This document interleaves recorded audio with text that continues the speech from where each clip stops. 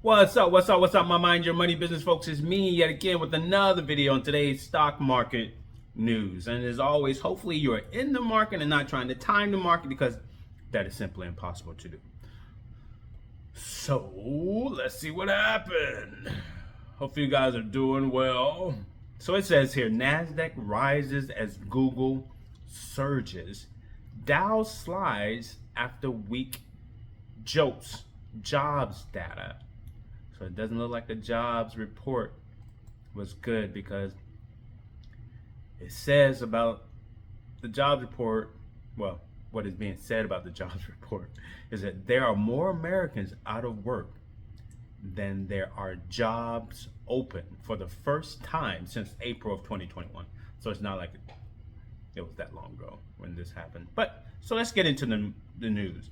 It says U.S. stocks turned decidedly mixed on Wednesday after Google was spared the worst in an antitrust ruling and a fresh update on job openings added to September rate cut bets, but sparked further concerns about the labor market. So will we get a rate cut this month? Will I be okay with or without one? Yes. Yeah, okay. So the tech-heavy NASDAQ composite rose 0.5%, pairing more significant gains early, while the S&P 500 nudged just above the flat line, and the Dow lost about 0.5% on the heels of a downbeat day for stocks. So tech hopes look to buoy after a judge's decision not to force Google to sell its Chrome browser to loosen its search dominance. Damn. I like Google Chrome. I really do. So the ruling late Tuesday also allowed the Alphabet-owned company to continue paying Apple to use Google Search as the default in Safari and Siri. That's good. That's good for Apple. So the outcome of the landmark antitrust case fell far short of Wall Street's worst fears, lifting a regulatory risk that had hung over Google's stock. The tech giant's shares rallied Wednesday, as did Apple's, and faith in the staying power of the big tech rally got a boost. But the Dow lagged even as the sell-off in bonds eased, having piled on pressure amid uncertainty around President Trump's trade policy and the Federal Reserve.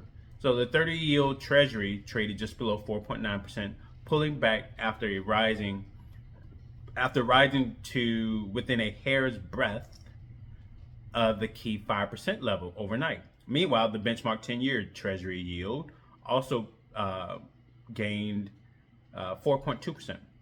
So job openings hit 7.18 million in July, according to the latest JOLTS report from the Bureau of Labor Statistics. Look it up. That figure was below the 7.38 million expected by economists, tracked by Bloomberg, and the 7.36 million open jobs in June.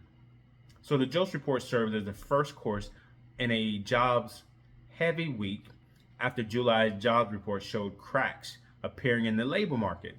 Further signs of stress in last month's data could convince the Fed to make a deeper cut in interest rates than currently expected at its September's meeting. The crucial August jobs report is set to land Friday. So as of Wednesday, more than 95% of bets were on a 25-point cut. Maybe. Oh, also the iPhone 7 is coming soon. Who's buying one? Not me. Well, yeah, I'm an Android user. Yeah, so that's pretty much it for the news, people. Not a whole lot happened today. So let's see what happened in the market.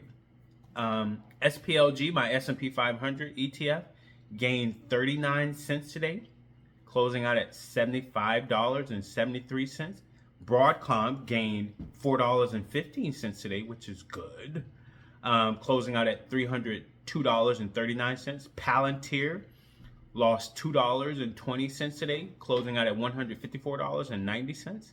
Tesla, Tesla, gained $4.73 today, closing out at $334.09. My information technology ETF, FTEC, gained 99 cents today, closing out at $206.17. Nvidia lost 12 cents today, closing out at $170.62. Meta gained $1.94 today, closing out at $737.05. I just thought of something. Apple gained $8.75 today, closing out at $238.47.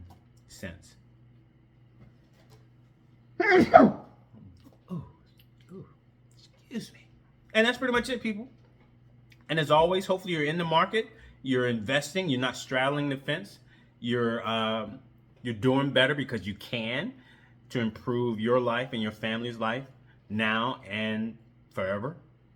You know, even after you're gone, creating that generational wealth, and you're training and you're teaching those in your family, your kids that are coming behind you, to do the same, to continue on the legacy, to continue building, to continue in the right frame of mind, the right way of thinking, because that's what's holding majority of the people back, is the way that you think, the limiting beliefs that we have and we continue to hold, that causes fear, that keeps us in place and prevents us from moving forward, right? I mean, when you think the wrong way, you'll forever find a problem. You always have an excuse to not do the right thing. Fear. Just remember fear. And you know, many times, well, not many times, but they say fear just means the false evidence appearing real. It's not real, people. It's not real. Just do it.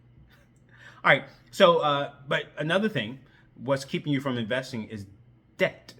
Personal loan debt, car loan debt, student loan debt, credit card debt. Debt holds you in place. Debt hinders you from investing on your own. Debt keeps you from investing into your 401k plan. Debt stresses you out, right? So you have to get out of it. And the only way that you can get out of it is by creating a plan. And that plan is called a budget. And within that budget, you start telling your money where to go. You start adding up all of your income that comes in. You put that on one side of a spreadsheet or piece of paper if you're writing it down. And then you tally up all of your bills. And so you start tackling your bills with that income. Now, you also need to look at how much money are you spending on coffee at Starbucks? How much money are you spending going out? How much money are you spending on, entertainment? How much money are you spending each month on clothes? A lot. How much money are you spending on subscriptions? Netflix, Hulu, Disney Plus, Stars, Peacock. How much money are you spending on just stuff, right? When you create a budget, you will more than likely cut out some of that stuff because it's not needed. You may want it, but it's not a need, right? So you create this budget, you start going through your monthly expenses, you cut back. I guarantee you, when you go through your budget, you will find money. You'll start making your coffee, your teas at home. You will start, cooking the food that you buy from the grocery store and taking that to work to eat for lunch instead of going out to lunch every day. You start cooking more at home instead of going out to dinner. You will have dinner at home. You can cook enough for the week to eat off of. So you start tackling your debt. And then when you start tackling your debt, when you create your budget, stop all 401k investments. I want you to have all of your money available to you to tackle your debt. Don't worry. You will start investing again, and you will not miss out on anything, because trust me, once you have cleared all of your debt, now you have all of this money. You can invest even more. Don't think of it as you're playing catch up. Just know this. If you create this plan and you're listening to this video, you're doing okay. That means you're doing okay. You just want to do better. You want to do better, so that's why you're listening. Or you're just looking for answers, right? So if you're okay and you want to do better, just know that in the future, you're going to be okay as well. It's all about the way that you think and look at the situation, right? So start thinking better, and it will help you ease the tension and the stress that will allow you to do what needs to be done. Vice just sitting back, thinking about doing something and never making a step towards completing that goal, right? So either way, stop all investments, start tackling your debt, pay off all of those loans. And then once you get out of debt, that could take you 1 year, 2 years, 3 years, 4 years, but you're out of debt. You cleared hundreds of thousands of dollars or thousands and thousands of dollars in debt. You know, possibly during that time, you got a pay raise. You got another job that pays more. You took on a second job to pay off that debt. You did what needed to be done to clear it. You did everything but give away the kids. Right? You know, you sold things, you cut back, you got rid of that too expensive car, you got out of that home, you sold it, you start renting. There's nothing wrong with that. And once you get out of debt, now you can start contributing 15% of your income back into your retirement. Then now you can start investing into your kids' 529 college plan. Now you can create a 3 to 6 months of living expenses called an emergency fund, because it's there for emergencies, right? If you have a mortgage, you still have a mortgage, pay off that mortgage. Everything should be, now while you're getting out of debt, just continue to make your normal rent mortgage payments, right? Don't throw any extra money towards mortgages. Just throw all of your extra money towards paying off your debt.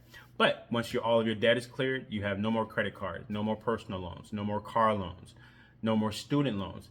Now you can take all of that free money and throw it towards your mortgage. And more than likely, your mortgage will be paid off in a couple of years. And now, in the span of, let's say, 7 years, and you're making 6 figures, all that income is now yours. All that income is now your family's. You know, and say if there's 2 of you, and you're both making 6 figures, now you have control over all of that money. Now you can invest more than 15% of your income into a retirement account. You can set up your own brokerage account and invest more money that way. You can give away more money. You can be more generous. You can relax. You can now buy that car that you want and pay cash for it even, right? So do all those things. So I'm going to end this video. Like, comment, subscribe, share this video. Let me know what you think. Think. If you think anything at all. And yeah, you guys have a blessed day. And again, just know that you're going to be okay. You've been okay. You've gotten this far, which is a blessing. And you will get to where you want to be eventually. Once you change the way that you think, know that you're safe and you're going to be okay. Because a lot of the stress comes from the way that we think in life. Life is stressful because we keep thinking in stressful ways. So start looking at things differently. You're improving, you're doing better, you're thinking better, you're safe. Everything's going to be okay. Relax a little. Again, it's easy for me to say, so it sounds like, but you know, we all have troubles. I have troubles. And so I have to tell myself, look, I'm safe, I'm good, relax. It's not that serious. Because we tend to cause more problems in our lives because of the way that we think. All right, so you guys take care. Peace.